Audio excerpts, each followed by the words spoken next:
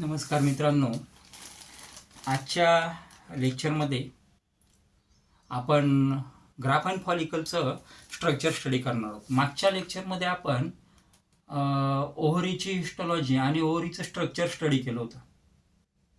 ग्राफाइन follicle become develop inside the ovary. ओव्हरीच्या आतमध्ये develop होतो. From primordial follicle. कोणापासून डेव्हलप होतो? तो प्रायमोरिडियल फॉलिकल पासून डेव्हलप होतो. या ग्राफाइन फॉलिकलच्या आतमध्ये काय असतं तर ॲक्च्युली इट इज हॅव्हिंग एक सेल, ओव्हा. त्याला आपण ओव्हा म्हणतो, एक सेल म्हणतो, or it is also called as oocyte. त्यालाच आपण oocyte असं सुद्धा म्हणतो. Graafian follicle is a mature ovarian follicle. त्यालाच मॅच्युअर ओव्हेरियन फॉलिकल असं सुद्धा म्हटलं जातं. तुम्हाला याची फिगर 2 मार्क्ससाठी विचारली जाते, बऱ्याच वेळ विचारली गेलेली बोर्डाला. फिगर असेल तर एक्सप्लेनेशन लिहिताच आपल्याला येणार आहे. Here and eccentric secondary oocyte is surrounded by non cellular layer. It is called as zona pellucida. Non cellular एक लेअर असतो त्या पूर्ण oocyteच्या अवतीभोवती.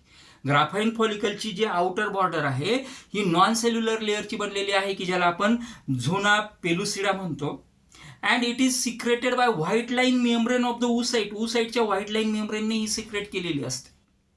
Now the outer most protective and fibrous membrane or layer is called as theca externa. Inner to the theca externa. बघा, बाहेरची जी एक fibrous आणि protective layer जो असतो झोना पेलुसिडाच्या नंतर, that is called as theca externa. Theca एक्स्टर्नाच्या आतमध्ये theca इंटर्ना.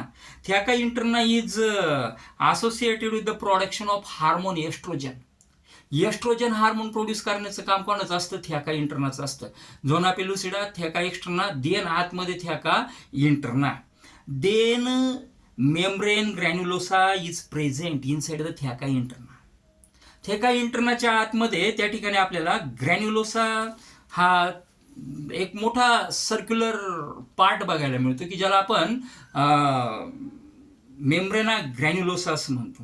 From membrana granulosa the cells differentiate into corona radiata and proligerus. Discus proligerus आणि कोरोना रेडिएटामध्ये त्या सेल्स ज्या आहेत त्या डिवाइड आपल्याला झालेल्या बघायला मिळतात. Cumulus oophorus is a term which is used for the oocyte. Secondary oocyte साठी cumulus oophorus ही टर्म त्या ठिकाणी यूज केली जाते. And this